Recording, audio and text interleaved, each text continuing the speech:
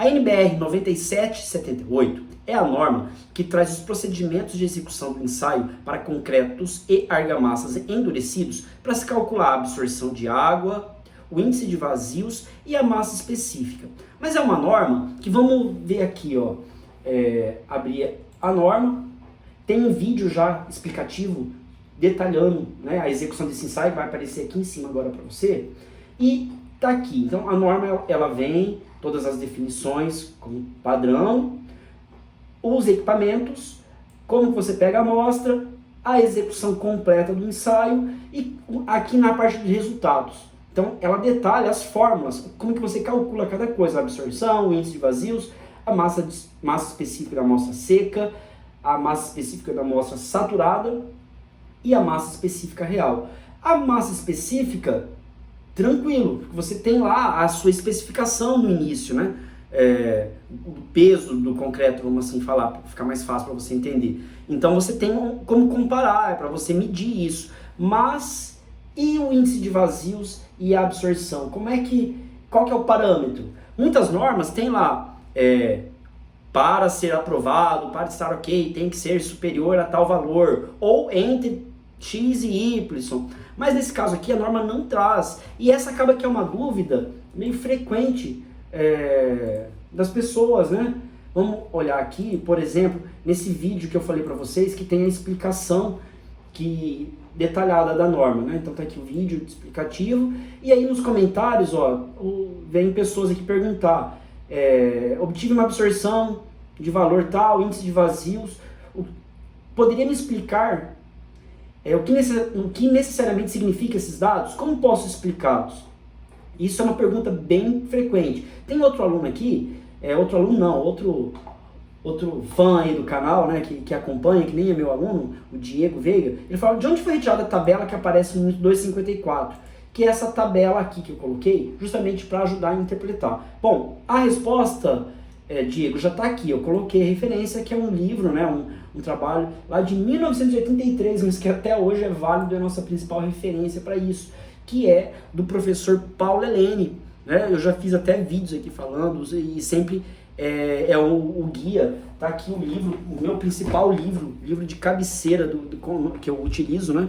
Que é o Manual de Dosagem e Controle do Concreto, dos professores Paulo Helene e Paulo Terzian, mas não é nesse livro que tá não. Esse aqui, eu achei ele mais recente na internet, aqui ó, essa tabela também vai aparecer. Então aqui ó, proposta para classificação dos conceitos segundo Helene, que é essa referência aqui, que é onde a origem de tudo. Eu não achei aqui na internet hoje, mas eu vou te deixar a referência dessa tese aqui, você pode correferenciá-la.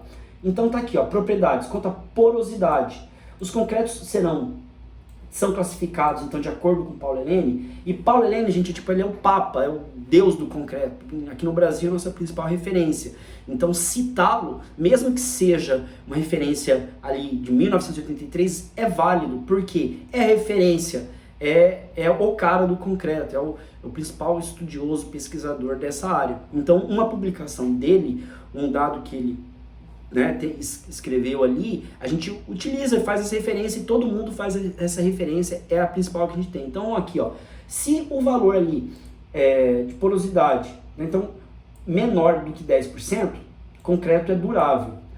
Concretos normais, quando esse valor de porosidade, que a gente vai fazer de acordo com o índice de vazios, né, então normais de 10 a 15, e quando esse índice de vazios, que é a porosidade, for maior do que 15%, eles são deficientes. E como interpretar os dados da absorção de água? Concretos duráveis, quando esse valor for menor do que 4,2, concretos normais de 4,2 a 6,3 e maiores do que 6,3, eles são deficientes. Então essa tabela está aqui com essa referência que aparece nesse estudo aqui, que é uma tese de doutorado lá da Escola Politécnica da USP, é uma referência que a gente usa. Aqui também ó, é uma análise, um trabalho, um outro aqui que apresenta esses valores, né? Então tá aqui ó, da absorção de água, e aí a gente faz essa análise de acordo também com essa referência do Paulo Helene. E aí aqui nesse caso, ó, a questão da durabilidade é inclusive tratada na NBR 12655, que estabelece categorias de acordo com a classe de agressividade ambiental, considerando o meio rural como agressividade fraca. Vamos ver direto na norma. Então tá aqui, ó, é a 12655, que é o nosso principal guia, né, a principal norma nessa área de materiais de construção voltadas para o concreto, que é a norma de concreto, cimento Portland, preparo, controle, recebimento e aceitação. Então é essa norma mais completa que a gente tem, ela traz todos os parâmetros, e aqui, ó, então no item 5.2, as condições de exposição da estrutura. Se ela está num ambiente, por exemplo, rural, o risco de deterioração da estrutura é insignificante, tem a classe de agressividade 1 fraca. Construção em geral, meio urbano, é classe 2, risco de deterioração pequeno, e vai aumentando até locais industriais, respingo de maré que é elevado. Então, de acordo com essa classificação aqui, 1, 2 ou 3, aí a norma traz alguns parâmetros básicos. Então, para concreto armado, se for da classe 1, a relação água-cimento lá na dosagem, ela tem que ser menor ou igual a 0,65, para a classe 2 menor ou igual a 0,6 e assim por diante. Tem também aqui no canal, vai aparecer aqui em cima agora, uma norma, um vídeo, né, uma videoaula que eu explico bem detalhado isso aqui. Fato é, então, que a gente tem aqui, ó, água-cimento, a classe do concreto, qual que ele deve ser, né, de resistência que estão aqui no mínimo de 20, no mínimo de 25 para a classe 2, no mínimo de 30 para a classe 3, e também o consumo de cimento, mas ele não traz esses valores, quanto que tem que ser a absorção, quanto que tem que ser o índice de vazios para estar aqui. Mas a gente sabe que isso está relacionado à durabilidade. Um dos principais conceitos, né, que o pessoal dá importância é falar da resistência. Ah, resistência, atingiu a resistência, moldar o corpo de prova para fazer o ensaio de resistência à compressão. Mas, e ok, a gente tem que se preocupar com a resistência, mas também devemos nos preocupar com a durabilidade desse concreto, né? Então a gente olha para essa tabela e aí com esses dados você vai analisá-los. Vamos ver aqui, ó, tem alguns outros trabalhos que citam isso. Deixa eu ver, esse aqui eu quero mostrar. Ó, então aqui, quantidade de poros, ó, que aí os poros aqui, hoje o termo que a gente está utilizando é índice de vazio, é o índice de vazios que a gente calcula ali também, né? Então aqui, ó, num concreto de boa qualidade, as primeiras idades, a porosidade é de 20 a 25%, e a umidade madura é de 10 a 15%. Mas não é possível para um concreto ter um volume de vazios menor do que 10%. Os concretos podem ser classificados de acordo com a sua porosidade, índice de vazios aqui. Então, aqui, ó, aí já é uma outra referência, né? Excelente, de 10 a 11%, boa, de 11 a 15%, satisfatória, de 16 a 18%, medíocre, de 19 a 22%, e ruins ou muito ruins, acima de 22%. Aqui para analisar, então, o índice de vazios, já vou mostrar a referência. E sobre a absorção de água, que é o outro valor, né?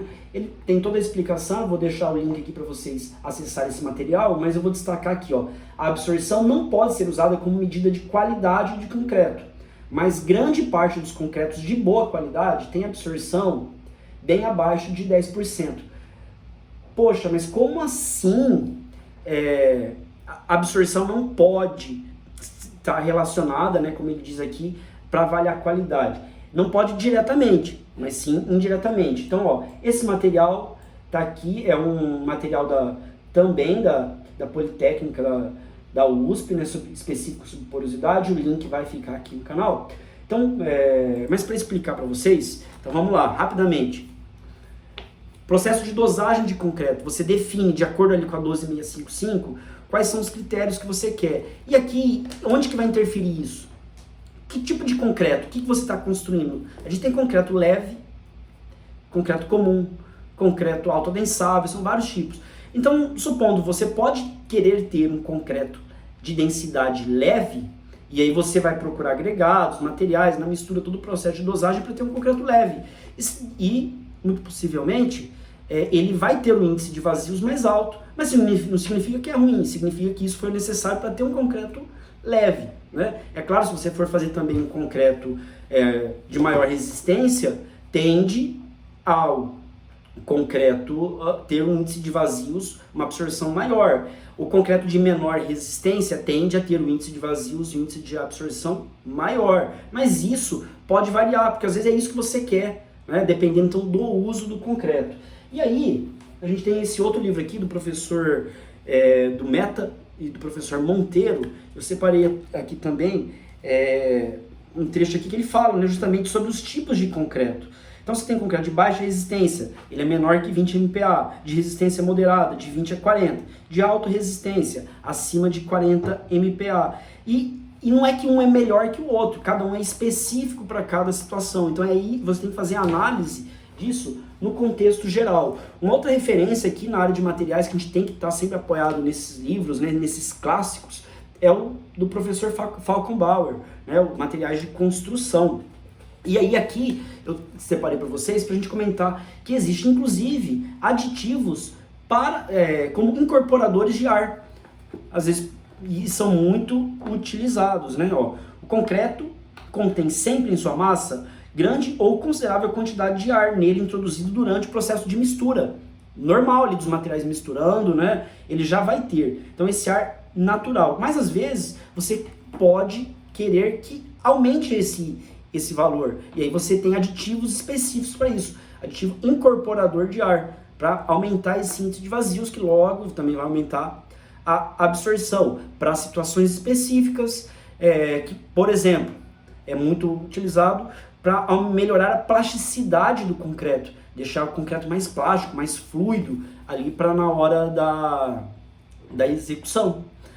E que você não quer colocar mais água, ou por alguma situação você não pode usar um aditivo plastificante, então pode-se utilizar um incorporador de ar, né? Isso diminui resistência? Às vezes, mas assim, então cada caso deve ser analisado de modo específico, e é por isso que a norma não traz esses parâmetros, mas com base em boas referências, nesses artigos, em bons livros, você consegue fazer sua interpretação e sua análise para dizer se esse valor está coerente para aquela situação que você deseja, que você projetou seu concreto. Tá ok, pessoal? É isso.